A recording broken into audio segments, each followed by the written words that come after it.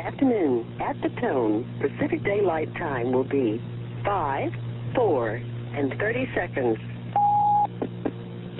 What?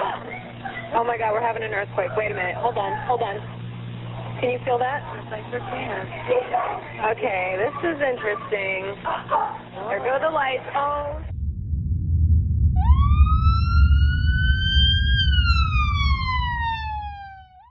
My name is Tony Russomanno. It's Tony Russomanno.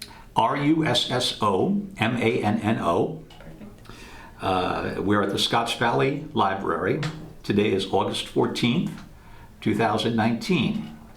And I'm being interviewed by Jen for the Epicenter project. People who have been through the earthquake will tell earthquake stories. Everyone who's been through it is going to tell an earthquake story.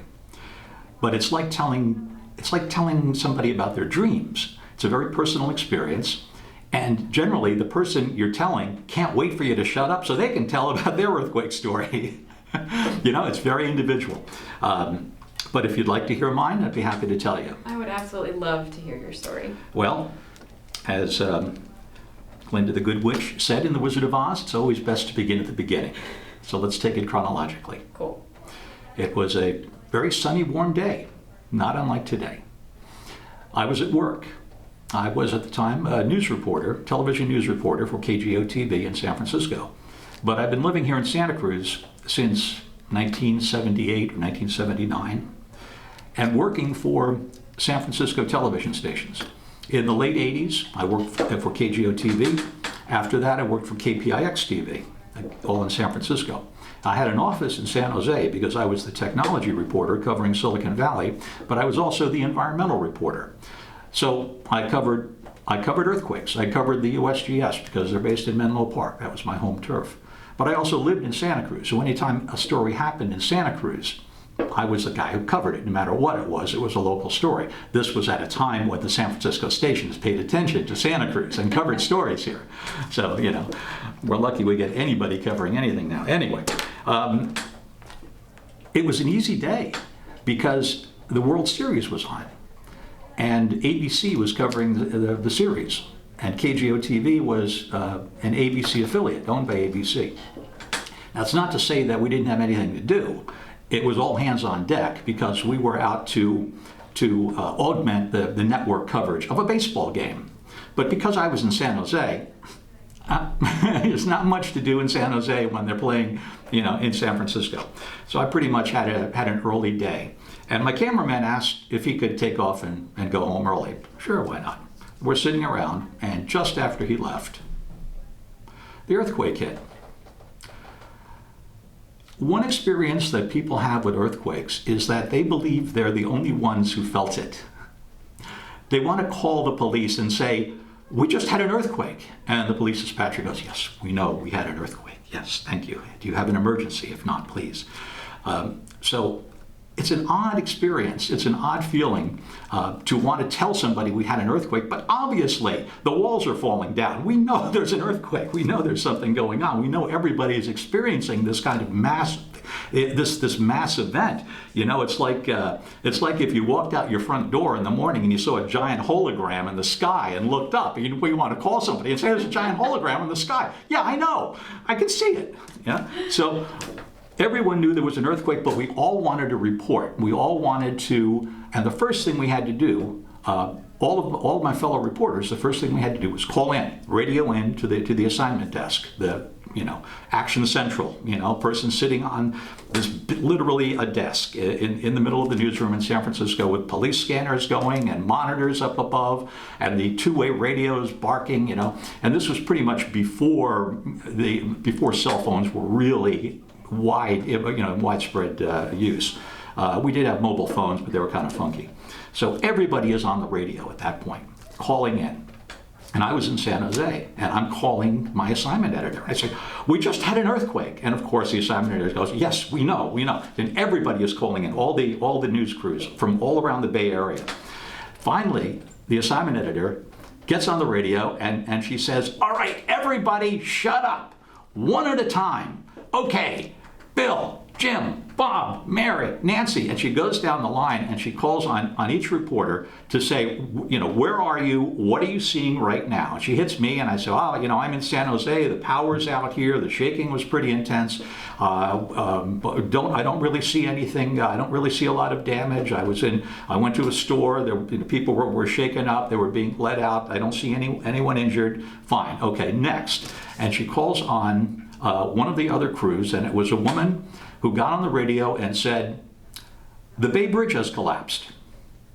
And at that point, it was radio silence. Every other crew, every other reporter, every other photographer on the radio at that point all had one thought: okay, you win. So we listened to that reporter describe that experience. She was on the Bay Bridge with her crew when a section of the Bay Bridge collapsed. And she was there when a car went into the crevasse and basically got stuck butt end out. We had a helicopter in the air because we were doing aerials of the baseball game, and the helicopter happened to be over over the stadium and was panning and zooming to try to see what it could see. And there was one shot where the cameraman in the helicopter knew what he was seeing but didn't believe it. So he was focusing on the Cypress structure, the section of freeway in Oakland that collapsed. And the anchors were on the air, and they were saying, it's all happening. Of course, the power had gone out. We're on emergency power. And the anchors are trying to figure out what's going on, and they're saying, that looks like the Cypress structure. I think it's a Cypress structure, but we're not sure. Well, the reason they weren't sure was because no one at that moment could process the information that freeway had collapsed and that there were people trapped in it.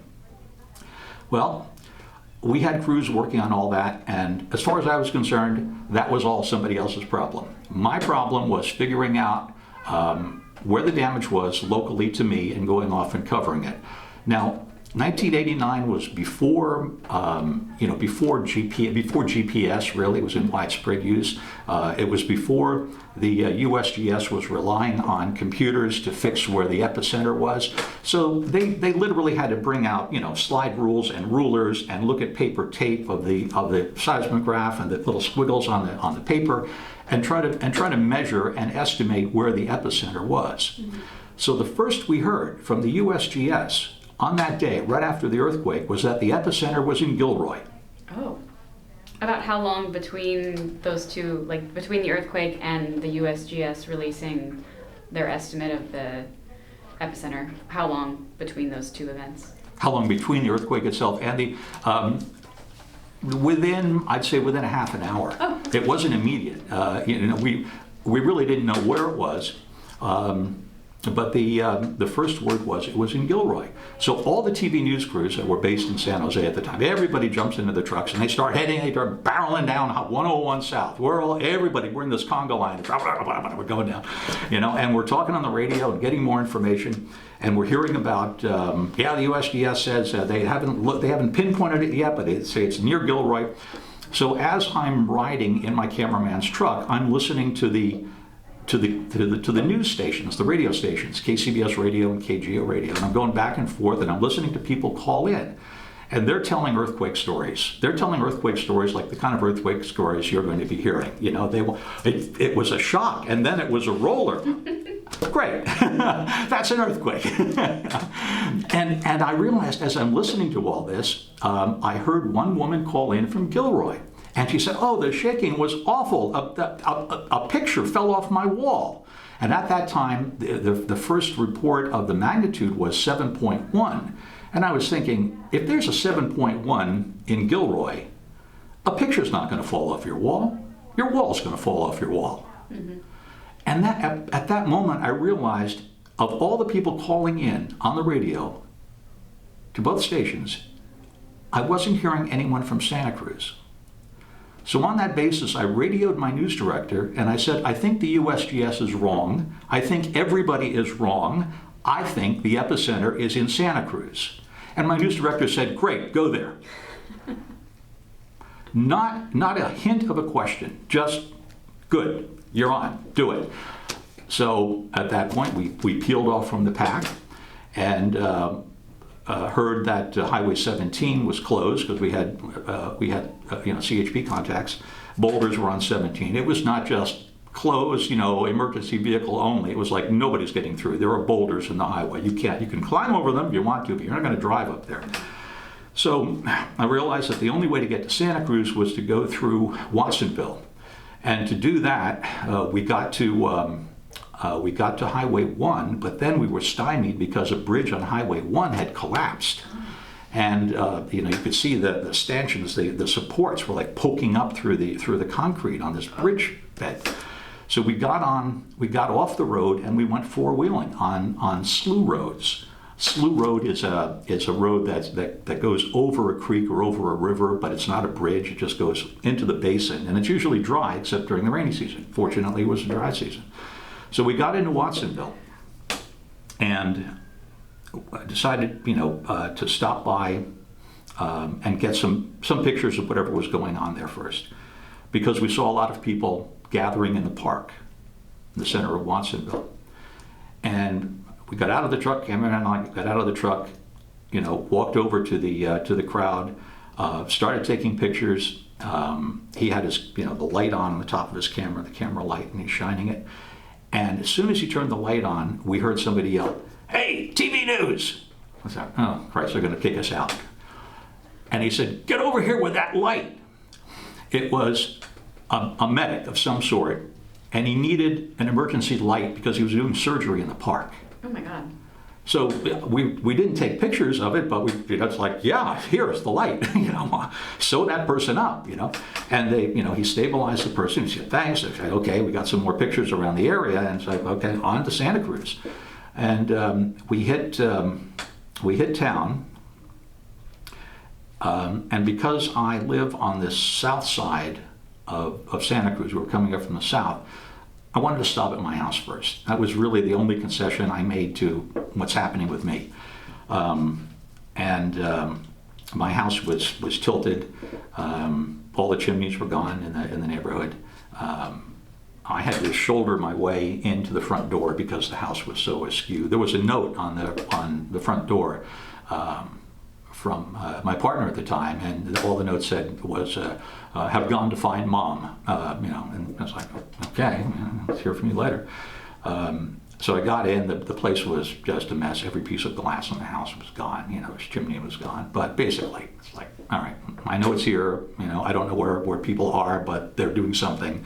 Onward. So we got down to the mall, and I have to preface this by saying I have to go back in time. I have to destroy the chronology here. Because I'd been a reporter for a number of years and had covered Santa Cruz, I'd covered all the weird things that happened in Santa Cruz and all the political events that were going on, the city council arguments, the homeless issue on the mall, the weirdness that is Santa Cruz. Things would happen, and it would get to be national news. But one of those legitimate stories was in February 1987.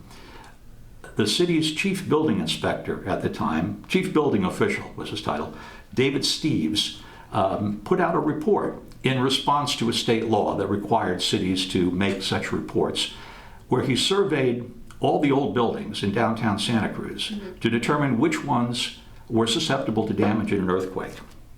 And he found that 27 of 46 buildings in downtown Santa Cruz were in danger of serious damage or collapse in an earthquake the size of the quake that happened in Coalinga a few years before. Okay. I believe Coalinga was 6.7. So he made that report, and the reason I was doing a story is because when he presented his report, he called for those buildings to be retrofitted. And building owners, landlords, business owners just reacted. It's like, how can we afford that? We're talking millions and millions of dollars, for something that might happen, So the city council shelved his recommendations. The city council said that he had misinterpreted the law, when in fact the law said that the city was required, that all cities were required to do this retrofitting, and the retrofit needed to be completed by 1980. This was 87. The retrofit needed to be completed by 1990, right? So deadline right after Loma Prieta. Well, that was February of 87. Steve's resigned a couple of months after that, sort of in disgust because the city wasn't accepting his recommendation. Right. And then, of course, in 1989, there was the earthquake, and 27 of 46 buildings in downtown Santa Cruz were destroyed. So the next day, I looked up Dave, and I brought him on camera with me. And I replayed the story that aired in 1987, and then brought Dave on camera live on what was the mall at the time, with the devastation behind him. And I said, here he is today. What do you think when the earthquake hit? And he said, well, I kind of expected it. And he said, and I asked, have you talked to any city officials since the quake? And that was, the quake hit like the day before, 2 days before. Mm-hmm. He said, only one. I talked to the city manager, and I asked, what do you say? And he said, no, all I said was, I told you so. Yeah. And I said, and what did the city manager say? And Steve said, well, he didn't say anything. And I said, well, I guess there really was nothing much to say at that point, was there? Yeah. So Dave just kind of nodded, and we went on. So that earthquake was forecast. It was predicted. The damage was predicted. Right. It was easy to see. Unreinforced brick buildings are susceptible to earthquake damage. Mm-hmm. And the fact that the city had an employee whose job it was under state law to survey those buildings and make a recommendation for retrofitting, and the city chose to ignore his recommendation. So we go back to the earthquake, and because everybody was still, thinking they were the epicenter was Gilroy, all the San Francisco crews, the network crews are all heading to Gilroy, and they get there and they realize, nothing happening. And it took a while before the USGS actually said, we've kind of refigured things, and yes, the epicenter was the forested Nicene Mark State Park. So at that point, the other crews tried to get to Santa Cruz, and they were blocked at Highway 17, on and on and on. Most of the crews didn't get there until the next day. I found myself the only San Francisco reporter on scene covering the earthquake. Wow. And I was then doing live reports constantly through the night. Of course, all the other reporters at the station were doing their reports also. The Bay Bridge collapse, the Cypress structure collapse, the fires in San Francisco. Mm-hmm. There was a lot going on. A lot was happening. And at one point in the evening, I was going on the air for an update, and I was expecting our anchor in San Francisco, Pete Wilson was the guy at the time, and Ana Chavez.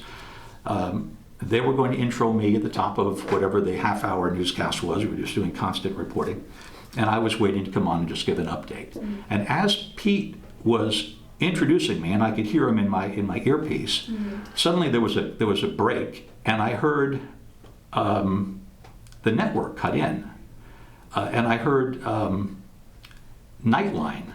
The ABC network show Nightline was just starting on the East Coast at that time, but I guess it was like 8:30 California time. Mm-hmm. And I heard Ted Koppel say, we're covering the major earthquake, in California, and we have now near the epicenter our ABC's Tony Russomanno.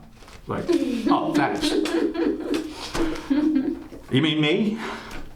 So the report I had, which I had prepared, which was just an update of what was going on the scene, which was, extensive. There was a search going on for victims on the mall. We knew there were at least 3 dead on the mall, and they were searching for others. But I had to back up and report from the beginning. And why this was important, what Santa Cruz is, what's the epicenter, where are we, what's happened to the buildings, right. And we just went on like that for the next 30 days. Wow. Other reporters came in, of course, the next day, and we were covering, but it became the #1 story for many, many months, and every October 17th, it's still the #1 story. And on the 10th anniversary, in 1999, Now, understand, I mentioned this, 89 was before cell phones were in wide use, before portable computers, before portable GPS. So it was difficult to get a fix on where the exact epicenter was. And right after the earthquake, a few hours, a day after the earthquake, we heard, okay, USGS says forest of Nicene marks. They gave us a rough approximation. So let me just stop for a second. Think of the word, not wardens, park rangers. So people started visiting forest of Nicene marks because they wanted to go to the epicenter. They wanted to see this vast gaping hole into hell, And number one, it wasn't there. Number two, they couldn't find it because prior to GPS, no one knew exactly where it was. But on the 10th anniversary in 1999, portable GPS technology had just been introduced, and I had one of the first ones as a demo. I asked the company, they were based in San Jose. Let me borrow this. I got something to do. And the USGS at that point had affixed the exact coordinates. So I went out with a park ranger and my cameraman, and we hiked to the exact epicenter, which is about 1.5 miles, 2 miles beyond where that sign is that says Epicenter. Right. Yeah. And the reason that sign was there, and the ranger who actually planted that sign was the guy who was with me. He said, "Well, we had to haul in 50-pound bags of concrete and cement, to put this thing in, and we got this far and decided." We're here, let's just call it. So they planted the sign at what they thought was probably the epicenter, or close enough. And it wasn't until that day in 1999, on exactly the 10th anniversary, at exactly that time, that the ranger and I sat on that spot and just meditated on what it meant to be there. And probably were the first people, at least in modern times, to be at that spot, at least the first people to recognize that was the exact epicenter of the earthquake. So what did we see? We saw a mountain lion footprint. We saw some leaves on the ground. There was no gaping hole. There were no cracks. There were no surface cracks. There were cracks in our psyche, cracks in our brain, but no cracks in the earth. Wow. And what was it like in that moment to just experience that moment of silence or communion with nature, and just know that you experienced this, life-altering force of nature, and then to have the epicenter just be so quiet and calm and uninteresting. Mundane? Yeah. Yeah. Well, the feeling I was getting was that, I've always heard this about water, that, water is the ultimate solvent, that the ocean dissolves everything. Well, the earth envelops everything. Eventually, the plates converge, go on top of each other. Everything recycles. But I realized also as I was sitting there that, people are going to be visiting the epicenter, and they're going to see that sign, and eventually they'll know that, well, it's not the exact epicenter, but, it's up there somewhere, it's something else. And I realized, I didn't bring anything to market. So I had a business card, and I stuck my pencil through the business card, and I stuck it in the ground. I said, there, that's our sign. There's the marker of the epicenter. Yeah, we left the sign. Oh my goodness. So I did a story on that. That's on the DVD also. That was the last line in the story. Fantastic. And no, I haven't been back since, because that was a heck of a hike. Yeah. I don't think I could do it today. I've heard it's pretty intense. Yeah. There's just, you're moving, you're not really climbing very much, but it gets slippery, and it's a long walk. And at some point you have to think to yourself, what the heck am I doing out here? You're looking at a little GPS and the signals, flying in and out, and you're going, I know I'm not going to see anything. Do I just want to be there? Just what am I going to do? Am I going to, ascend into the heavens? Am I going to descend into hell? But no, you sit there and you look around and go, this is nice, and then you leave. Yeah. So you've given us your story about the earthquake from the perspective of a news anchor. Now, can you give me an idea of what it was like as a resident of Santa Cruz? Did you experience any, you said your house had some damage. You said you went home and nobody was there. What was that like just as a person, not necessarily from your work perspective, but I understand. from Tony's perspective? I live in Santa Cruz Gardens. So all the homes in Santa Cruz Gardens lost chimneys. All the homes were built about the same time, late 60s. Building codes were a little bit less strict then. This was before the 71 earthquake in Southern California that resulted in tightening of building codes. And plus, at the time, in the 60s, builders, contractors got away with things, Right. Building inspector would show up, he'd look around, he'd walk around the house, he'd come back to his car, there'd be a bottle of Shenley's on the front seat, he'd say, thanks a lot, see you later. They're off. So they didn't really inspect everything, every aspect of the building at the time. And I realized after the quake that my house had a shear wall, and it had earthquake bolts.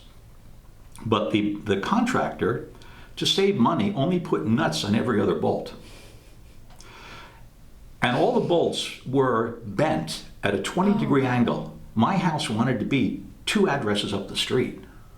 Every house in that neighborhood wanted to be 2 addresses up the street. Yeah. And the fact that we had any bolts at all is what saved the house. But we all lost chimneys. Everybody's brick chimney, ended up being a pile of bricks on the ground. That wasn't supposed to happen, because even with those loose building codes at the time, there was supposed to be rebar in the bricks, anchored into concrete in the roof, that would prevent the bricks from tumbling. That the chimney could, would still be destroyed. It would crack, but it would stay in one piece on the roof. That didn't happen. So when I finally hired somebody to replace my chimney, I had masons up on the roof. They were cleaning things up, and they called out, "Hey, Tony, come on up here." I said, "Come on, I want you to see something." These guys are up on the roof. They're standing there looking down my chimney, cleared it away, and they're laughing. "Oh, I can't believe that." I climb up there, and I look down, and yeah, there was rebar, but there was no concrete. The rebar was just sitting in an open space in the perimeter of the chimney. Now, I say open. There were actually a few things in that space. There were beer can pull tabs where there was supposed to be concrete. It was a time capsule. It was a time capsule when beer cans used to have tabs that were removed. Well, what the builders do? Hey, just put them in there. We're not going to brick it up, and nobody's going to see it. Wow. Yeah. Oh man. Yeah. So our neighborhood, it's all tract homes, but one of the houses is larger than the others. Big 7-bedroom thing. It looks like Tara from what is it? It looks like Tara from whatever. Okay. Yeah. It's a big home. It's got these big pillars out front, 7 bedrooms, but it also has a big front lawn. So the guy that owns it and his family, they said, they went around, and everybody's eyeballs are spinning, and they said, okay, look, everybody had tents and all that. We realized no one wanted to stay in their house that night or for a couple of nights. We were getting aftershocks all the time. Homes they looked really precarious. I thought my home was going to be red tagged. It really did. Everybody was terribly, terribly fearful, crying, hysterical. But my neighbor across the street said, look, if you got a tent, use my front yard, pitch the tent in the yard. So we all did. So we had this small neighborhood tent city in the guy's front yard. And the second night he said, oh, I'm gonna dig a big hole here for a latrine, so we can use that. And one of the neighbors said, oh, we're already sleeping in your front yard. I'd rather not be, relieving myself in your front yard. We'll, So we stayed there for a couple of nights. In fact, the first night, I went back in the house, I don't know how many nights after the earthquake. I didn't stay very long. There was another aftershock. I'm out of here, and we're back in the tent. Now I have a shed outside of my house with spare clothes, with boots, with a portable bucket toilet, with bleach. I have my earthquake supplies, and they're apart from the house. I think anyone who had been through Loma Prieta earthquake and does not have earthquake supplies at this point, no hope for you. So, you know, and the house actually was not red tagged. It got a green tag. When the building inspectors came around, they looked at it, and, you know, these people had seen some damage all through the county. They looked at my house and said, yeah, it's fixable. Green tag. They put the green tag up. I still have that green tag. I was so proud of that. It's like, I have my house is saved, my house is saved. Because there were really, when people in Santa Cruz County described the earthquake to people outside of the county, described the kind of damage that happened to their homes, they really said kind of one of two things. One, it's pretty bad, or two, it's not so bad. Now, it's pretty bad meant your house is a pile of sticks at the bottom of a ravine. Mm-hmm. It's not so bad meant every window in your house is broken, every dish you had is broken, doors won't open or close properly, the house is askew, the chimney is gone, but it's not red tagged, so it's not so bad. A couple of days after that, FEMA showed up. Now we all hear the jokes. Sure. I'm from the government, I'm here to, you know. Yeah. No, FEMA showed up, went through the house, surveyed it, and said, well, you know, you lost all your dishes, you lost your cookware. Here's a check for $2,000. Thank you for being an American. Wow. That's generous. Yeah, people had no trouble whatsoever with emergency aid that was needed. The country stepped up. Yeah. Did you notice a formation of community in that time? You said your neighbor let everyone sleep on his lawn.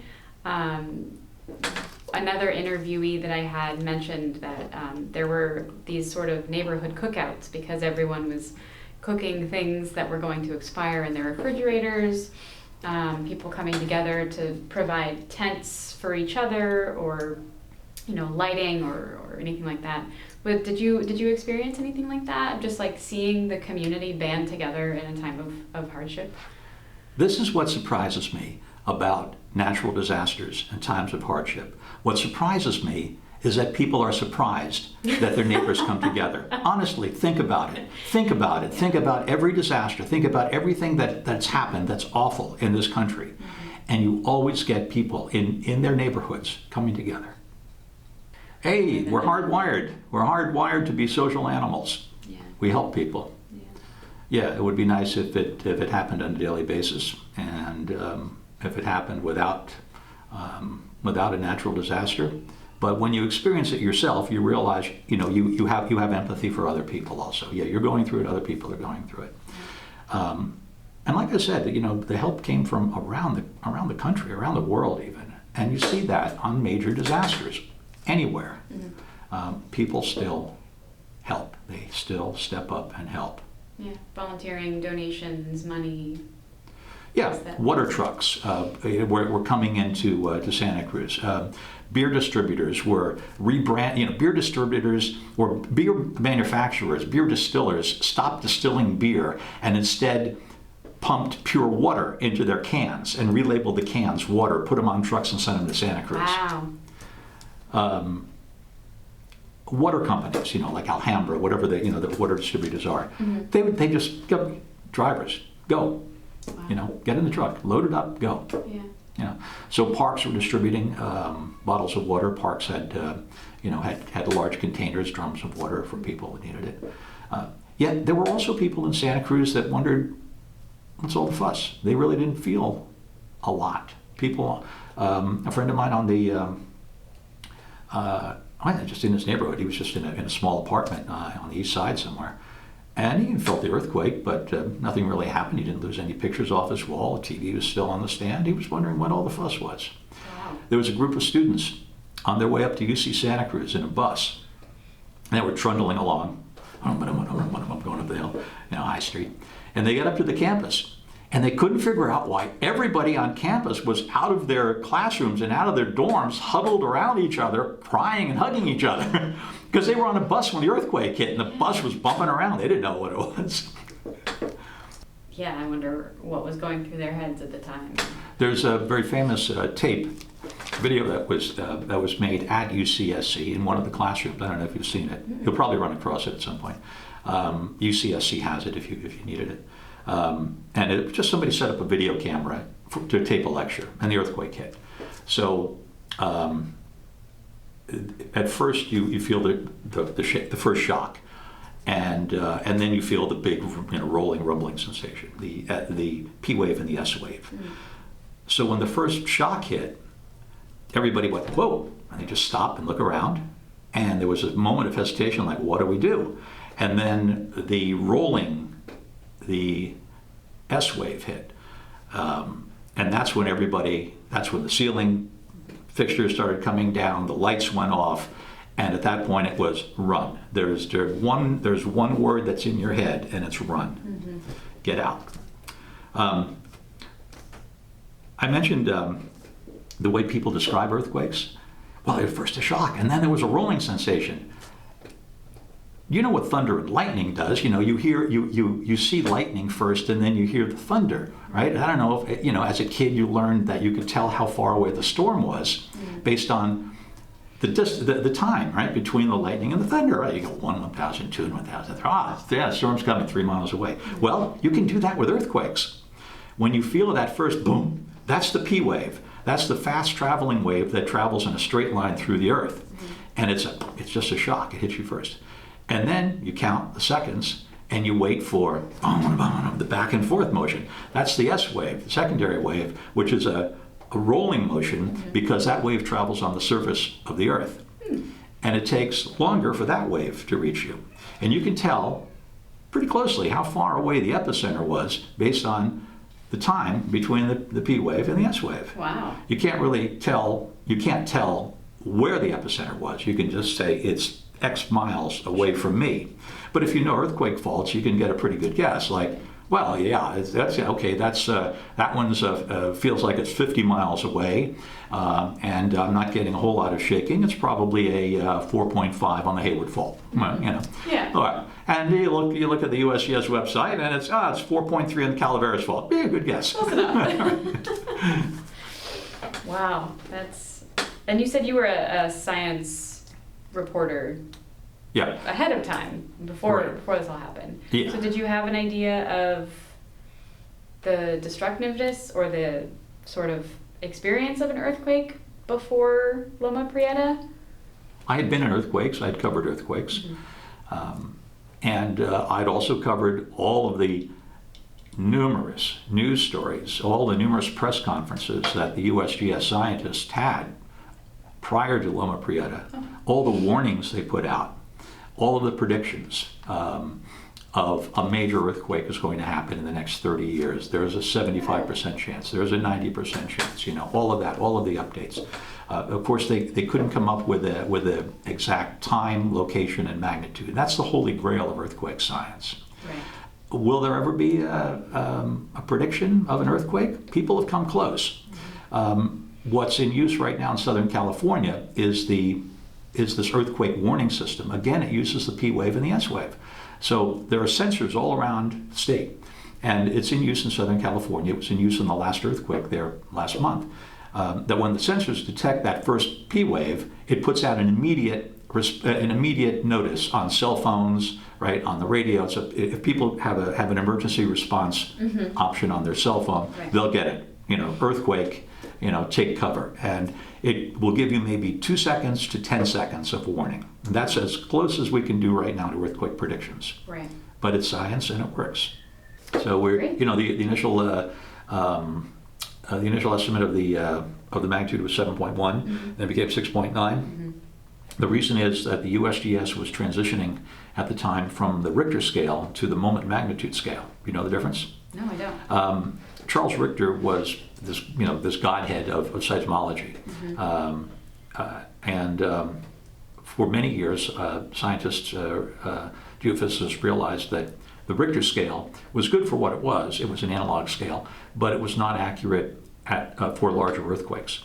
So they needed something that more accurately reflected the actual magnitude of a big earthquake. But they also realized that Richter was a totem name, especially among seismologists, and it would be very difficult to move away to something else.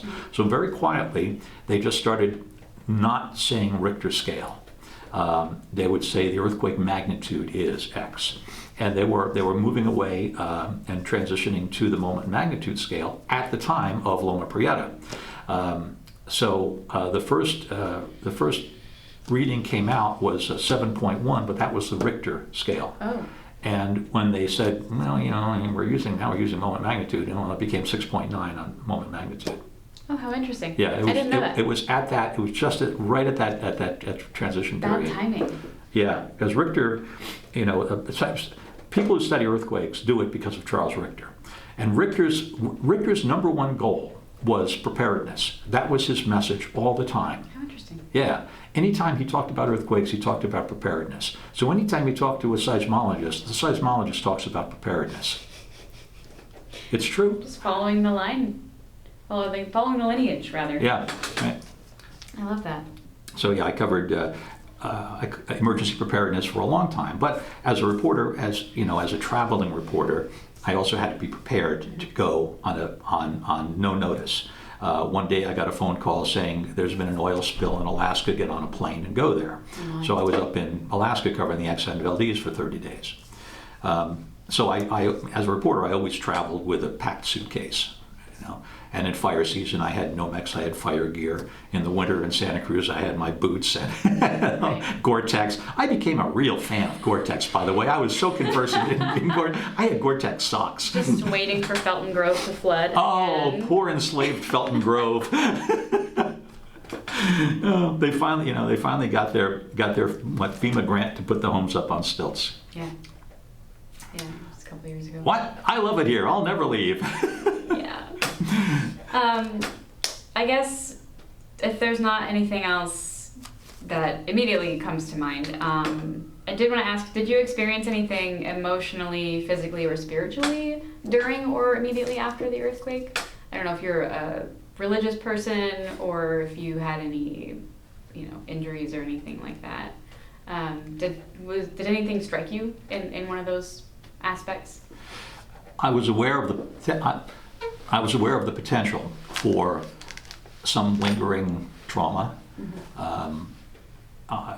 So because I was looking for it in myself, I guess I didn't really have the experience of feeling it. I was kind of detached, but I was seeing it in other people.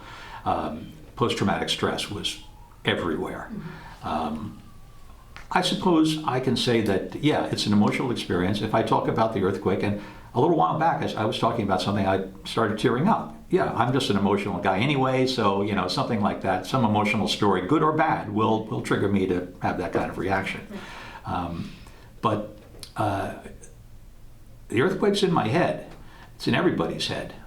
And you have to be careful what you put in your head because it's going to be there forever. Right. Did you, I don't know, if this is too personal, you don't have to answer it. Did you ever seek counseling, or did you feel like you needed to go to counseling afterwards? We had it available at my office, at work. I didn't feel I needed it. I was working. Work was the therapy. Right. Until there wasn't work, until you had to stop. But I learned about a fast break from a big story, because I was a radio reporter in 1978 and was on scene covering the People's Temple massacre in Guyana. Mm-hmm. So getting back from that was my first experience with a really awful, terrible, sensational trauma. Seeing it and having to report on it in a level-headed way, but laughingly passes for level-headed in my case. But I also had other stories that were difficult. That were just personally difficult. There was a young woman in New Jersey, Karen Ann Quinlan, who was the first person, who were way afield from earthquake stories nowadays. Okay. Karen Ann Quinlan was the first person who brought the term right to die and death with dignity into the public consciousness, because she went into a coma and her parents went to court asking that artificial means of life support be withdrawn. They believed it was God's will. And it went to the New Jersey Supreme Court and was upheld. And the hospital was told that, yeah, you can remove this artificial life support for this girl. They removed the artificial life support and she lived for another 10 years. That was a very difficult story to cover. And I remember my boss at the time midway through covering this, my boss sent me a memo saying, I understand the emotional toll this is taking on you. In my estimation, it's worth it. I mean, I still remember those words. Wow. Because he was right. Yeah, I didn't realize it at the time. I was essentially a kid. I was just getting started in journalism. And whatever it takes, I can take it. I can handle reporting. So that taught me how to deal with trauma at work and how to deal with the after effects of it. I could distance myself. I could be apart from it. I could kind of be empathetic in seeing it and reporting on it in others, and that oddly would help me deal with it myself. So no, I didn't see God. I didn't see the devil. I didn't see the gaping hole in the ground. You just saw humanity. I did see a really good part of humanity. Yeah. That's amazing. Well, is there anything else you'd like to cover? Anything you think might be of interest to? Let's see. Any Well, there was a tidbits big for the future. Now there was a big crack in the earth up on Summit Road right after the quake. Everybody was looking for the crack and the big physical sign, right? So this giant, enormous crack happened right off Summit Road in front of the Transberger's house. And everybody was up there looking at this thing, and it became a big national story. And I was up there for pretty much 2 days, and literally was in the crack, standing in the crack, doing reports. The anchor was like, "My God, get out of there!"